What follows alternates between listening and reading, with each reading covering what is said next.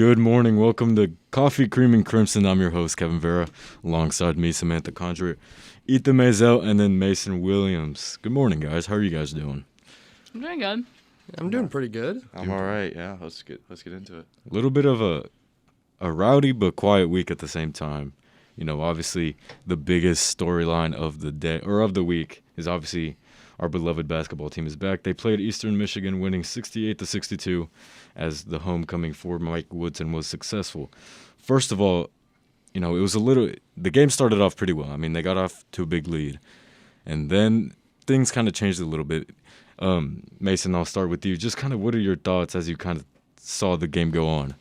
Man, it was a roller coaster for sure. I remember walking in and seeing that we were up like 10 or 15 in the first quarter. We had a 20-point lead at one point early in the second half. But free throws, man. Free throws, three-point shooting, not hitting those shots, that's what keeps teams like in Eastern Michigan in it when they shouldn't be. You know, it's disheartening a little bit. I think the guard play has to be better as well moving forward. But, you know, first game jitters, Mike Woodson's first game back. You know, I'm not expecting a perfect performance. A win is a win. I don't know what you guys saw, Samantha, Ethan, but that's how I feel about it. It's nerve-wracking, but I'm glad we came away with a win. The thing about the nerve-wracking there is I do agree with you a little bit.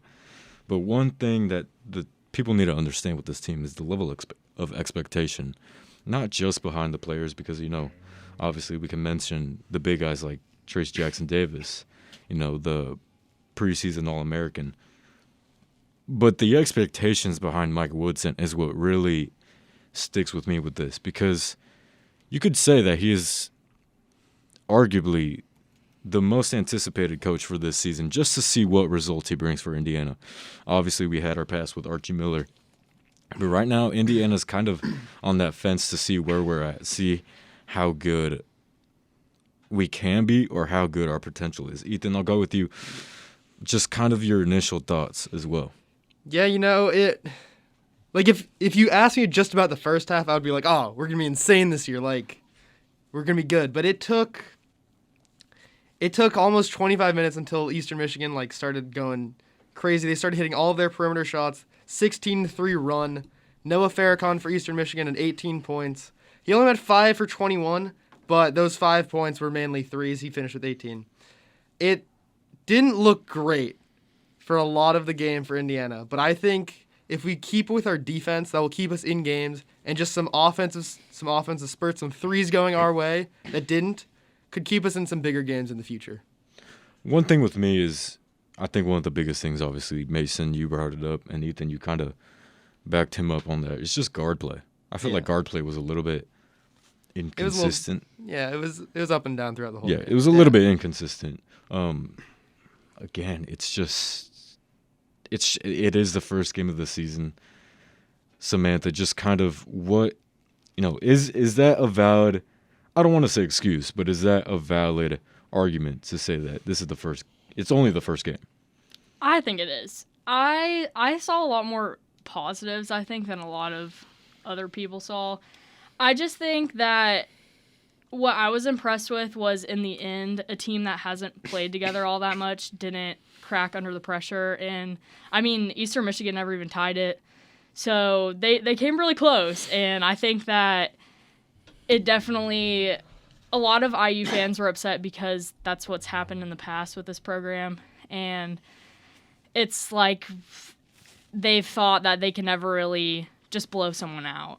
And I just think that – I don't know. I think that there are a lot of positives, and I mean, we saw players like Xavier Johnson looked really good, had 14 points, and Trace Jackson Davis had 21 points. He missed some layups that were questionable, but I just think that I'm excited to see what they do on Friday, especially Northern Illinois, the team that they're playing, beat Washington on Tuesday night. So I think that will be really interesting to see, and I think that this team is good. They just need time to gel together, and they need time to play together.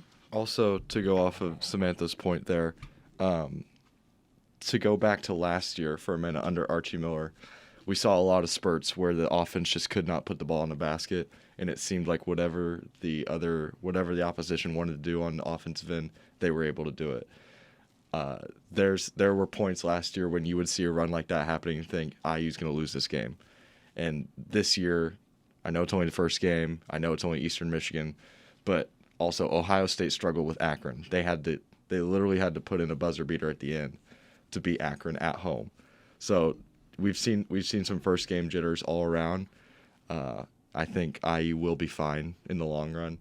It's a good wake up call, I feel, as well. It's a good wake up call to say, okay, here's a good first look. Eastern Michigan's not an easy first game by any means. You've got the cupcakes coming up later, but Eastern Michigan's a good first test, and I think IU passed. They didn't pass in flying colors, but they passed. Yeah. Here's my thing that I want to point out. It's kind of, I agree with the whole thing of it's the first game. You know what I mean? It happens to everybody. But for me personally, looking at all the Power 5 conferences in basketball this year, the Big Ten is the most interesting one to me. And if Indiana wants to make a statement, they need to make it early. We just look at the teams for the Big Ten. Illinois is going to be, in my opinion, a top 10 team. It's going to be interesting to see how Iowa regroups this year. Nebraska, I mean, don't get me wrong, Nebraska's not going to be anything good, but they should be better. Purdue's a top 10 team in the country. Ohio State's a top 15 team in the country. Michigan State, although not ranked, competed pretty well against the first half against the number 3 team in the country, Kansas. So for me, this is the most exciting conference. It's not the best, in my opinion. I think the Big 12 is this year. But the Big 10 definitely is the most interesting conference, in my opinion. And if Indiana really wants to make a statement, it's going to be, they're already scouting the team. Indiana's already being scouted by the Big Ten. And it's going to be interesting to see how, we're a little bit away from conference play, but it's going to be interesting to see how we pair up against the rest of the Big Ten moving forward. Yeah, we also can't forget about reigning Big Ten champion Michigan as well. And Maryland also, they're going to present some tough challenges as well. There is not an easy team that you can count on for a win in the Big Ten. I just feel like everybody in the Big Ten this year improved. There's not really one team that I see, maybe Northwestern, but there's not really one team that Iowa. Iowa got worse. Iowa is tough. It is tough to replace a National Player of the Year candidate, but generally. That's Iowa. But Iowa's still good. Iowa. Yes, they lost Luka Garza, but they still have John Bohannon. Yeah, they'll come up with another 6'6" white guy that nobody's heard of. Yeah, and he will torch everybody in 3 years. Yeah, they'll be okay. Ethan, I know you wanted to make a statement about my comments right now. Go ahead. No, yeah, I completely agree with you. I think as the season goes along, we're going to gel together as a team. Really focus on our defense will be the key to winning games here. I'm excited to see what we do against St. John's. It's our first real test of the season. They're a pretty good team. They played well in their first game. I don't know. I just really wanted Indiana to get a blowout win, a statement win to start off the season, and it wasn't that. Well, here's my argument with that. They've got an opportunity for that with Northern Illinois. That's true. They can come out and show, hey, we can beat this squad, and they can handle them pretty easily. But that would be a statement, I believe, because Northern Illinois went into Washington and took down Washington. So there's pros and cons to it, but I think IU is presented with a real opportunity against Northern Illinois Friday as well. Am I the only one that isn't really impressed with a win against Washington? Washington has been kind of they were up and 5-19 last year. Yeah, they've so, yes, they're a big name team. You're still going into a Power 5 conference as Northern Illinois. I think it's still impressive. It's not as impressive because it's Washington, but I don't know. It's a bye game. Obviously, Washington probably paid them a lot of money to come there. Yeah. And we're probably paying them a lot of money to come there. Or sorry, IU is probably paying them a lot of money to come here as well and play in Assembly Hall. But an opportunity is an opportunity. It's going to count on the stat sheet. It's going to count in the win-loss column. So, I agree. It's just to go to your point, Ethan. It's in what I said earlier in this in the show is just kind of the level of expectation is enormous for this team. Obviously we've had a couple of rough years Indiana's had a couple of rough years in the past, but now with the brand new start, now with the possible All-American, there's definitely some good expectations from the fans. It's just, will Indiana Be able to live exceed up to- or meet up those expectations? Yeah. I mean, we got like a month until our first Big Ten game, so we can. There's can time figure to iron something some out. stuff Yeah. out. And You're I not- think seeing how they respond after Tuesday night, I know they weren't happy with that. So I think how they respond to that on Friday or tomorrow will be important. Yeah, you check the Twitter account, you see the players. They understand it was not a perfect game. They will need to perform better later on, but it's good. It's good to get the first one out of the way, and to be 1-0 is better to be 0-1. Mm-hmm. So, Our schedule for the upcoming couple of weeks is pretty interesting. Northern Illinois should be a easy game. I don't want to say anything wrong here, but should be an easier game in comparison to Eastern Michigan. But then you got St. John's. St. John's, to me, I feel like every year is an interesting team. They just kind of have every year something about them. They are an interesting basketball team. Then you got Louisiana, Jackson State, Marshall. But the first game that I really want to see is against Syracuse, the ACC Yeah. Challenge. It's going to be, especially since we're going to New York, it's going to be interesting to see how they compare in one of the best environments in college basketball against one of the best coaches in college basketball. that as well. 2-3 zone has given IU fits over the years. 2013. It's given Tom Crean fits. It gave Archie Miller fits. Hopefully, it doesn't give Mike Woodson fits, but that 2-3 zone, something about it. Jim Boeheim and those guys just get it rolling. So that will be a tough challenge in the Carrier Dome, which is one of the best environments to play in all of college basketball. It's gonna be a show for sure. I'm glad that they have that test that early. I think it'll be good for them to have a test like that before we go into Big Ten play. I was about to say, because I believe we go right into Nebraska, right? Yeah, we play our first two Big Ten conference games right afterwards. Syracuse is Tuesday, November 30th. Nebraska is Saturday, December 4th. And then the following week is Wisconsin, December 8th. So that's a three-stretch game that's going to be interesting to see, because then you play Merrimack, then you got Notre Dame, Northern Kentucky. A little bit of an easier schedule, but it'll be interesting to see. One question that I want to ask you guys before we move on to the women's side of things: where do you guys place Indiana basketball right now in the Big Ten? In comparison to everybody, if you were to put them in the standings, if you were to project standings for the end of the year, where would you put them? I'll start with you, Mason. I'll start with you. I'd probably put them right mid-pack. Yep, that's what I was Somewhere gonna say. Yeah. right around like a 6 to an 8 seed. I know I mentioned on last week's shows, under Archie Miller, they never exceeded the 7 seed, which means you're always playing on the second day or the first day of the Big Ten tournament. I think if you're the 6 seed or higher this year, you consider that a success, because that would mean you get a bye to the third day of the tournament.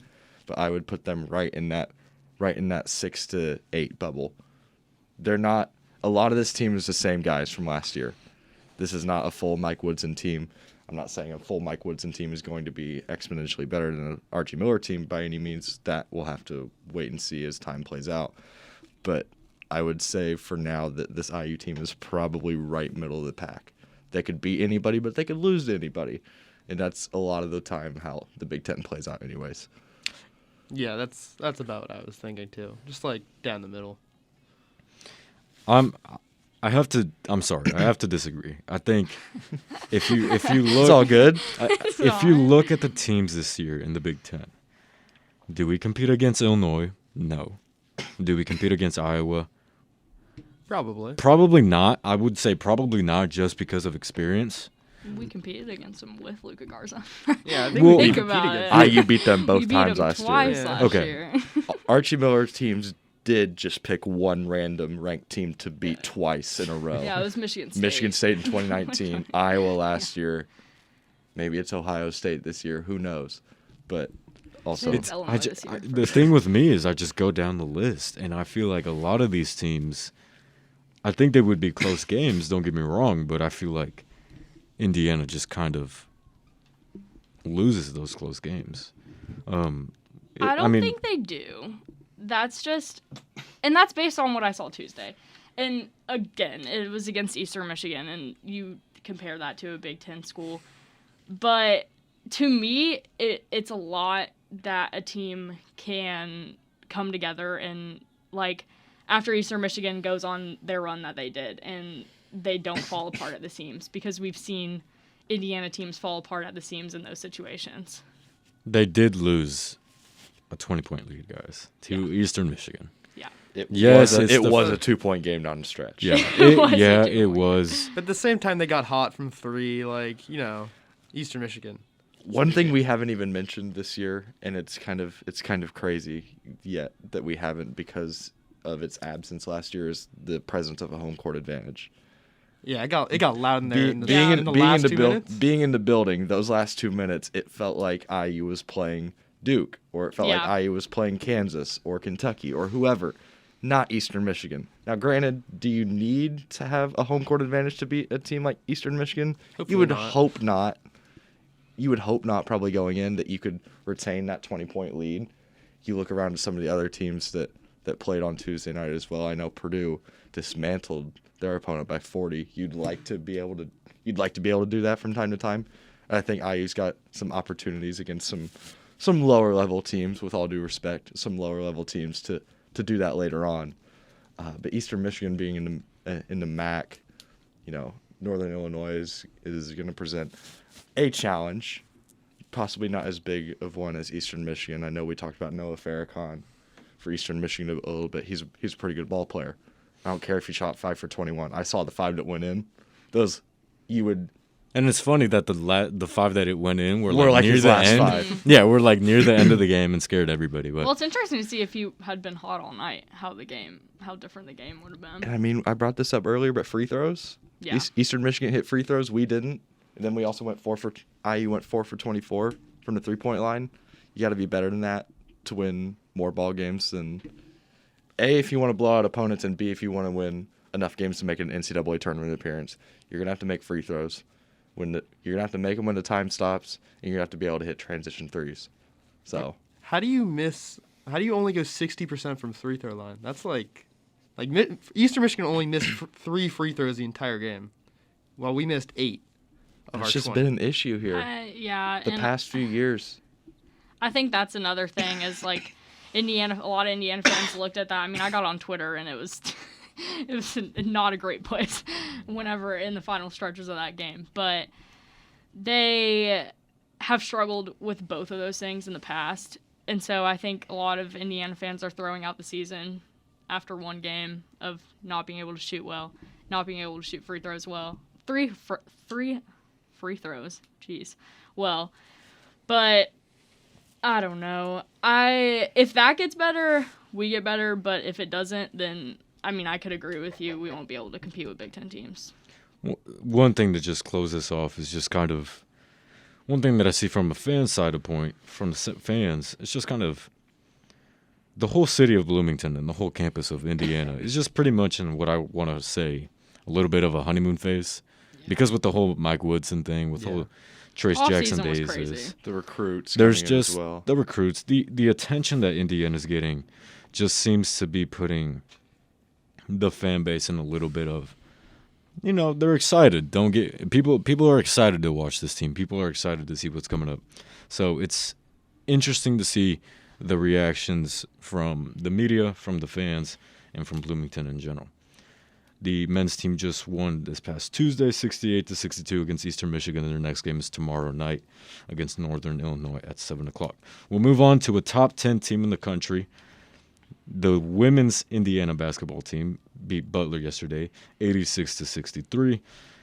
Cardonia Hillary absolutely went off, 29 points, only missed one shot last night. Pretty, yes, it was against Butler, but it was a pretty good performance.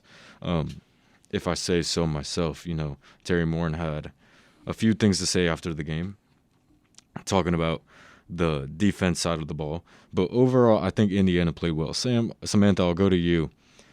It was an away game. It was, the first game of the year. Definitely in the beginning of the game, a lot closer than what a lot of people expected. playing a team that only won 3 games last year. Yeah, I was shocked when I was looking at the score in the first quarter. But as the game went on, the women's team tends to start off a little slow, and they did in their exhibition game as well against UND, and then they hit a point in the game where they just pull away. And I think a big part of that was obviously Nicole Cardano-Hillary's 29 points. Grace Berger had 18, got her 1,000th point. Scored her 1,000th last yeah, night. Yep. And what was it? Only how many IU players have done that? Not very many. I'm not sure. The game was unfortunately hidden behind a $20 a month paywall. Yeah, And I listened to it on the radio. If you weren't able, I wonder who was on that call, Samantha. Excuse me. If you weren't able to be there in person, if you weren't one of the 2,300 people in attendance, according to the website, if you weren't one of those 2,300, it was a pretty tough game to see. So I know I personally did not see it. I was following along on Twitter. I had some friends that went and covered it. Our own Kevin Vera here was on the call for it as well. I was on the call, yeah. My problem with this game right here, and again, we'll say it was the first game of the season. It's kind of just sloppiness from the defense side of things. And then the post players, Mackenzie Holmes and Keandra Brown, kind of were. I just felt like their presence, their defensive presence, and their size just wasn't utilized that well. There was a point in the third quarter where Indiana committed 6 fouls in 7 minutes. Terry Morin was livid on the bench just because at that point it was only a 7-point lead, and you're giving Butler hopes. That is not what you want to see when you're playing Butler University. And again, it's the first game, yes, but this team won 3 games last year. Come on. They lost 4 of their 5 starters last year. They're projected to be probably one of the worst teams in the Big East. Yes, it's the Big East, but still, come on. My thing with this game is pretty much I just felt like Indiana needed to be a little bit more physical and a little bit more dominating in the post in terms of defense. Mason, what are your thoughts? Excuse me, Ethan. I think they played well. They won by 20. Just going off of earlier, Grace Berger is the 29th player in school history to have 1,000 career points. And her and Pat Berger are the only 2 active players with over 1,000. But as they pulled away, you saw more of the Indiana team that you want to see going into the future. And it gives me some hope for the future of this team this season. I think they played well near the end, at least. Samantha, to go off of your point earlier from talking about IU starting slow, typically, it's generally not just a first half thing, too. Generally at a halftime, they struggled last year as well. Looking at the box, looking at the box score here, 44% from the field in the first quarter, 71% from the field in the second, 31.5% in the third, 68% in the fourth. Obviously, you can attest that to a few different things.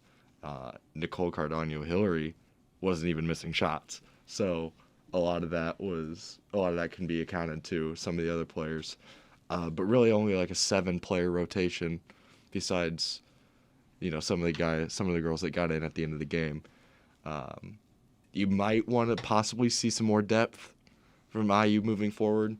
Only having 7 players that you can rely on in a game like this could cause issues in the future. I'm not sure if we had any injury situations going on where maybe a couple players missed some games. But I think IU, kind of what Ethan said, down the stretch you saw the team you want to see, but it would be nice to see that team all the way through. You've got a big one against Kentucky this weekend, another ranked team coming into Bloomington, and nobody in Bloomington likes Kentucky. So, it's going to be an interesting challenge for sure. It's going to be a fun game, but IU has a real chance. That game could go a lot of different ways, and that the Butler performance kind of showed that, I think. Indiana needs to definitely do a lot of, I don't want to say change their game plan, but they definitely need to get a lot better if they want to win this game on Sunday. They play the 13th ranked team in the country, Kentucky. You can't struggle early against Kentucky. It's gonna end. It's Absolutely not gonna end. You got to well. come out of the gates hot. Yeah, Absolutely. So that's because they destroyed the team that they played, and they won 81-53 their first game. So I think yeah, it's the starting off slow early is the biggest issue that I saw. But other than that, I think this team's fine. I do too. Yeah. I do want to make that clear. This team will be fine. It is also the first game. It was also the first game for them last night. They will be fine moving forward. This team is this is a good squad coached by a good coach. I think IU's going to be okay. One point that I want to bring up against, we'll give Butler a little bit of love. You know, they had two freshmen, Alex Richard and then Trinity White, who both played pretty well and then caused a little bit of trouble for Indiana. You know, they came out. Genesis Parker, the leader for Butler, unfortunately went down with an injury. I haven't checked this morning what the official statement is on her injury, but, you know, they lost her early in the game, so we'll see how that pairs. But they combined for 29 points. That's a pretty good number for two freshmen going up against a top 10 team. Zoe Jackson coming off the bench with 18 as well. Yeah. It's I mean, you got to give props. You got to give props to Butler. We'll go on and move on to, Butler will play Kentucky this Sunday, but we'll go on to one of the Indiana will play Kentucky. Thank you. I appreciate it. We'll go on to one of the most exciting games, in my opinion, this year. In the men's soccer, they beat Northwestern 1-0 as they move on to the Big Ten tournament finals as they play Penn State in Happy Valley. First thoughts, guys. A little bit of a A little scary there. Scary one, Scary but there. it was definitely a great game. Samantha, I'll go to you. It was definitely a great game to watch and to see Indiana succeed. Yeah, no, it was a great game towards the end, and it was slow most of the match, but I think that Northwestern's a good team. I mean, they knocked off Maryland, and they were certain that they were ready to knock off Indiana at Indiana and move on to the Big Ten tournament championship. But I mean, the only thing that I think we can talk about is Roman Celentano standing on his head in a row. Sports Center top 10 play. Number one this morning. Number one this morning. Standing on his that head. That is the only thing that I could take away from that game. And obviously, Joey Mayer had the golden goal, but I mean, he's Big Ten goalkeeper of the year for a reason, and two-time Big Ten goalkeeper of the year. Only ever two-time. Yeah, exactly. So I think that they look really good, but Penn State looks really, really, really good. And because I watched some of their match, and I think going to Penn State will be interesting, but I think Indiana looks good right now. I know we talked about it last week about how the rematch in soccer always typically goes the opposite way of the first one. IU beat Rutgers. Earlier in the season, they lost. IU beat Northwestern. Excuse me. IU beat Northwestern. It was a different result this time than it was earlier in the season. Now IU goes to Penn State, a game they won earlier this year at Penn State, 1-0. Then again, Penn State has all the film on you now. Penn State has obviously a very good team. They're the number one team in the conference. Mm-hmm. Big Ten has run through Penn State this year. It's going to be I'm really excited to watch it, first of all. Yeah. But it's going to be a massive, massive game. Obviously, not only just for the fact that the Big Ten title is on the line, but as far as seeding in the national tournament as well. I think it's going to be something that you just have to watch. You just have to see. No matter who wins this game, and Ethan, I'll go to you. No matter who wins this game, where do you put Indiana in the seeding, and then where do you put Penn State in the seeding when it comes to the tournament time? Yeah, I'm just gonna talk about the game coming up on Sunday first. I'm excited to see this game. I know when Indiana originally played Penn State this season, Penn State had an own goal, so that makes me kind of worried about what's going to happen here. But just looking ahead towards seeding, Mason, what are you feeling? I know IU is the 22nd team in the country right now in the USC poll, United Soccer Coaches.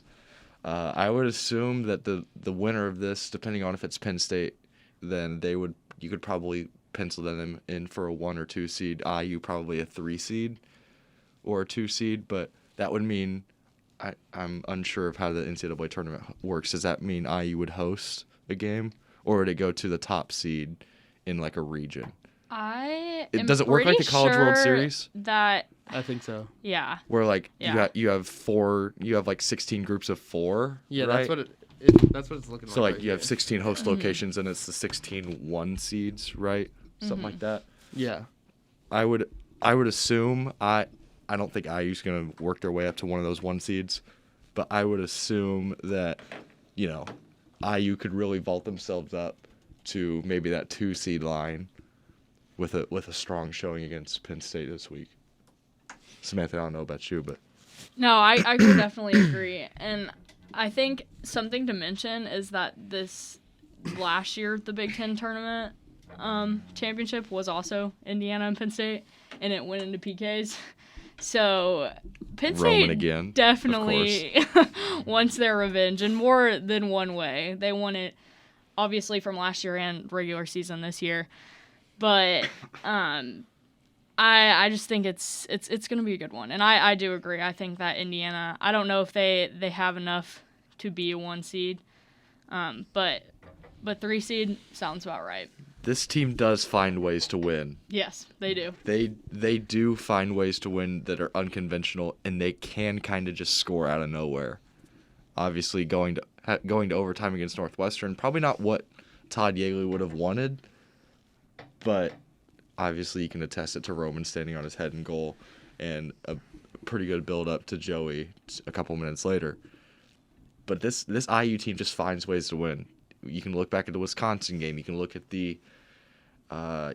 some of the earlier games in the season, even a couple games that went to overtime against like a team like Akron or let me see, they got slapped in the mouth by Creighton at home earlier this year, and they lost in overtime to Michigan, but they had to go to overtime to beat Omaha. And I remember it was Becerra's goal with 20 seconds left in overtime, or else that game was just going to be a draw. So this IU team kind of just scores in spurts. I feel like they just kind of attack out of nowhere. They play a pretty defensive game, and then they just all of a sudden you're 1-0 down to IU, or they're 2-0 up, whatever it be. So I think IU's got a real chance against Penn State to kind of vault themselves up and show the country that, hey, we deserve a high seed and we can make some noise in the tournament moving forward. We are ranked above Penn State in the coaches poll. In the newest one? Yeah. Penn State is at 24. We're at 17. Did that come out today? Came out a few days ago. Came out a couple days Well, ago. we mentioned last week that whoever was going to win that Indiana-Maryland game that was supposed to happen, but it was Indiana-Northwestern instead. Well, we see why Northwestern Exactly. Northwestern So, gave us a challenge too.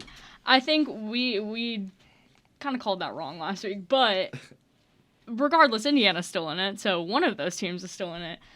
I think Indiana is the better team. Penn State's just really hot right now is the only thing that the better team doesn't always win, so... I don't know. I think this Indiana team is a very fun team to watch. They've showed sometimes during the season struggling to get the ball in the net.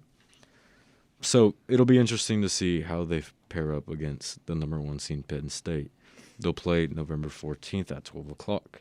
We'll move on to Indiana football. They played this past week against the number 7 team, the Michigan Wolverines, losing 29-7, excuse me. We all struggle to get a few words out when it comes to the football team just because of how they've paired up against this year. We haven't won a Power 5 team. We haven't beat a Power 5 team this year. One of 3 teams in the country to not beat a Power 5 team. Yeah. Only with Kansas and Vanderbilt. Yeah. two historically, Not great company to be. Powerhouse football schools. yeah, two very, looks like a basketball top 3 from a few years ago. yeah. Yeah. And then Yes, top three. we haven't won a conference game. Right now we're there's no more bowl game this year. Snapping the streak. But here's my criticism for this game. Yes, For the McCulley. Michigan game. Yeah. Okay. Yes, McCulley is your future. We can all pretty much agree with that. Depending if Penix comes back next year or whatever the Penix situation is for next year, McCulley will get some starts. McCulley will get definitely a bigger number of reps just because he is your quarterback moving forward. With that being said, there is absolutely no reason why Donovan McCulley needs to be running the football that much, needs to be running the football at the end of the game. You are losing by 22 points. For the Please entire do not fourth throw quarter. away Yeah. the future of Indiana football Oh, program. I agree with that. There, I'm 100% with you there. Yeah. Holt Bennett took one snap, But was or it the- took one attempt. Excuse me. what He was it, took the one kneel down? attempt. He took one attempt. I don't remember specifically when that moment in the game was. I'll tell you, But- I was there. I was at the game. I don't remember it. I got to be honest. That proves my point. There was no reason for Donovan McCulley. If you're gonna Holt hand, Bennett's a wide receiver, by the way. is it really? Yeah, that's what he's like listed Grant as. Grimmel So that's- was It's the that's backup always good. quarterback. Grant Grimmel was the backup heading Yeah. into last night Mm-hmm. or last Last night. week. I mean, you weekend. guys are just proving my point now. But back to back to what I was saying. It's like, here's the thing: whether we're done with Penix or whether we're not done with Penix, whatever, like I said earlier, whatever the situation is, if you are ready to start handing over the keys to Donovan McCulley, there is absolutely no reason for him to be playing that football game like he did this past Saturday. Yes, I understand it's a conference game. Yes, the game is not over until it's over. But come on, guys. I'm with you partially. I don't think there's any reason for him to be out there in the fourth quarter. I think Yeah. it's good Yeah. to get him out there. It was smart to start him. It was smart to start him. We tried. I believe. You Yeah. you want to He's go out trying there to and win carry that. I'm game. not saying you didn't start the kid. Yeah. I'm just Right. saying you don't play him the way that you go out, played him. But you go out Yeah. there and you don't move the ball for 3 quarters, then, why risk it, right? That's what you're getting at. Why risk the future over maybe some pride points at the end? You're down 22 with 5 minutes to go. You're still going only 2 yards in a cloud of dust. You don't need to have your future quarterback one out there at the end. I'm with you on that, but I think it was valuable for Donovan to get experience against a team like Michigan that he had time to prepare for. Obviously, he was thrown into the Ohio State game not against his own will, but like without really preparation. You read some of the press conferences, you hear some of the clips. He wasn't ready for that game, and Ohio State's a pretty tough opponent to get ready for. But I think it's important. I think it's valuable that he got some experience against a team like Michigan. But I'm with you. At the end, he doesn't need to be out there. It's just, here's my point, and here's one thing that I want to emphasize is I understand competing. We all in one shape, way, or form, whether we're professional athletes, whether we work an office job, whatever the case might be, we all compete against people day in, day out. I understand that. But when you look at the circumstances for the football team this past year, when you look at the situation, especially with the quarterbacks, in my opinion, I do not like the fact that Donovan McCulley ran 14 times against Michigan. Why? You went scoreless 3 out of the 4 quarters. You only scored the lone touchdown in the second quarter. Just get the kid in the game, give him the reps he needs. It's just I kind of don't like how Coach Allen handled the time with McCulley near the end of the game. Regardless of whether he should have played or not, I mean, how do you guys actually think he played? Just like looking at it from what he watched, it was not anything near a good game from McCulley. He only had 89 yards on the day, which is just abysmal. Okay, but I mean, look at the situation. That's true. You're playing a top 10 team in one of the best environments in college football. Also, 14 runs kind of falls on the offensive play calling, and we can go. We can go into We can that. talk We a could whole talk hour all about Nick day. Sheridan this year. But go ahead, Ethan. I just wanted to make that point real quick. Yeah, I mean, it's not what you wanted to see from McCulley in such a big environment. I think he could have played better. There were some throws there he could have made that he didn't. But to me, it just comes down to the receivers. They kind of been off all year. Hendershot's been our one guy that we've been able to like count on all year. I don't know. It makes me kind of worried for the future of McCulley's career. He doesn't have me sold on what his potential is yet. I'm not going to judge him based on this game. Not on this game. Just on all because so of the far. circumstances. I mean, the kid went into a top 10 team. Keep in mind, he's a freshman. Keep in mind all the chaos and all the media attention that he's gotten when Total and Penix went out. I'm not going to judge him on that so much. I'm judging a little bit of the coaching decisions. Again, we can go into Sheridan's play calling. We can go into, again, this is the first time all year where I feel like I kind of disagree with Coach Allen's decision playing McCulley that much. But again, we'll see how the year goes. We got Rutgers. Indiana has Rutgers this weekend. But ultimately, the bowl season hopes are over, and we'll look to see how the year goes on. We only got 8 minutes left. We'll go into our beautiful segment, Beyond Bloomington. We'll talk a little bit about sports outside of Indiana. We'll go into MLB free agency. A lot of talk about baseball signing right now. Obviously, a lot of numbers being thrown out, a lot of names being thrown out in terms of new destinations. Obviously, the big one being Carlos Correa and then Corey Seager, possibly going to New York, possibly going. I saw Texas was being thrown in there. I saw several other teams, St. Louis being thrown in there, looking for their shortstop. Mason, I know you got a little bit of a connection with New York. Where do we, if I were to ask to you, hey, who's your guy? But then who is New York going to sign? What do you go with? Just to provide some context, Kevin is alluding to the fact that I am a Yankees fan. So every year, I try not to buy into the media BS that inflates us over the top, because I think there's a part of me still that thinks no matter what the Yankees do in the offseason, they still have Aaron Boone as the manager, and I'm not really the biggest Aaron Boone fan. So, but I know from watching the games last year, I know from just from checking Twitter that we're in the shortstop market. We being the Yankees need a shortstop. They need some outfield help. They need pitching help. They need a lot of help. I would love to say that the Yankees get a guy like Correa, but Seager feels more like a guy that the Yankees could go after. He's a left-handed bat. They love those left-handed bats in Yankee Stadium with the short porch and right. I think they need to get some starting pitching help, whether that's in the form of like a Justin Verlander maybe for a year, or whoever it be. I'm not sure.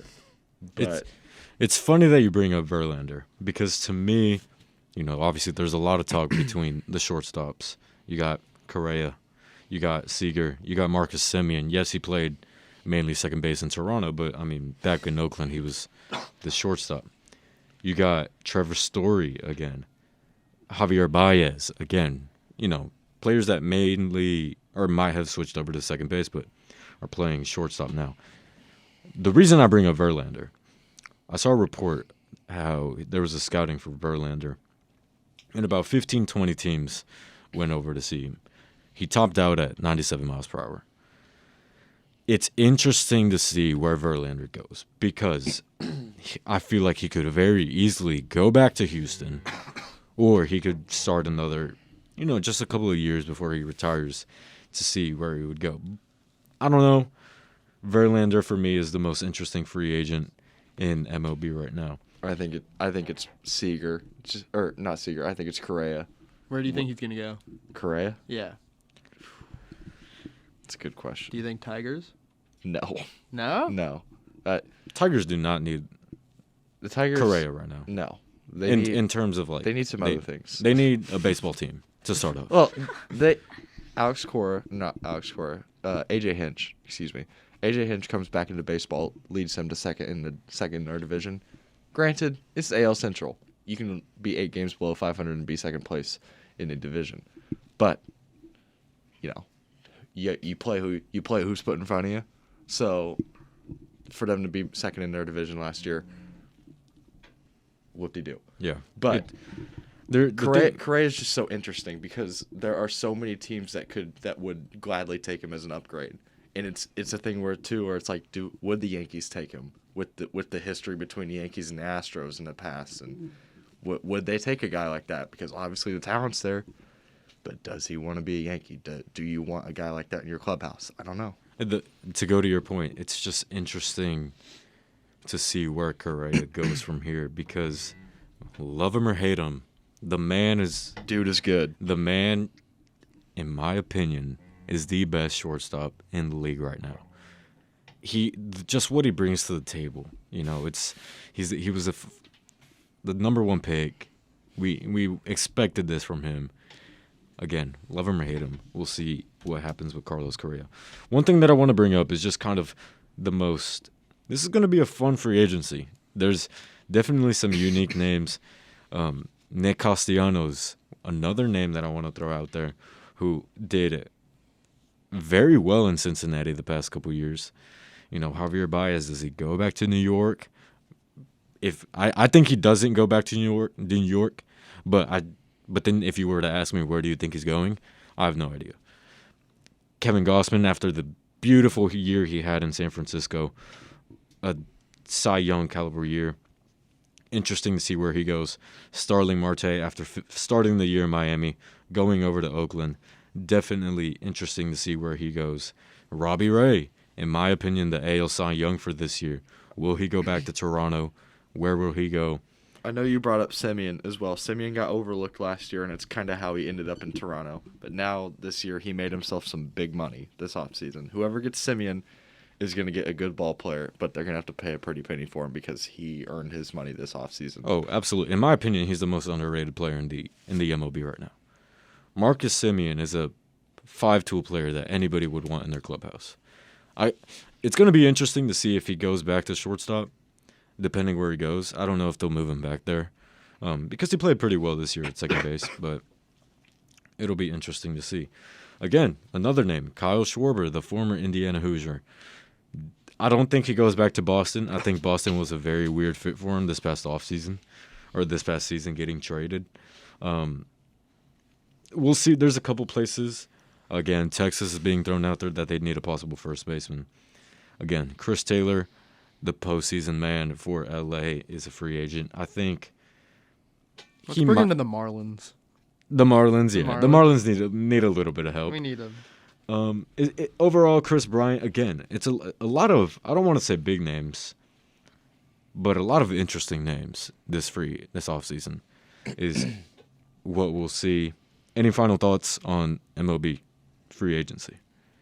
I personally don't have any. I just want to go ahead and throw a quick message out there. Happy Veterans Day to everybody. It is Veterans Day. Thank you, Mason. Happy Veterans Day, and thank you to everybody who's served our great country and to those that have taken the ultimate sacrifice, and to those that are in the service now or have retired. Thank you as well. But yeah, thanks for listening to the show today. Yeah, we coming up. We can only do this show an hour long. I wish I could sit here with you guys and talk 5 hours of sports. But our hour is up. Again, we'll see how this week goes. Definitely a busy week over here in Bloomington, Indiana, both on the field and off the field. Samantha Condra, Mason Williams, Ethan Masel. I'm your host, Kevin Vera. Listen in next week we are on live every Thursday morning at 10 a.m. Coffee, Cream, and Crimson, presented to you by WIOX and then IUS TV Sports. That's it for us. Thank you guys from the WIUX studio. You guys have a good rest of your day.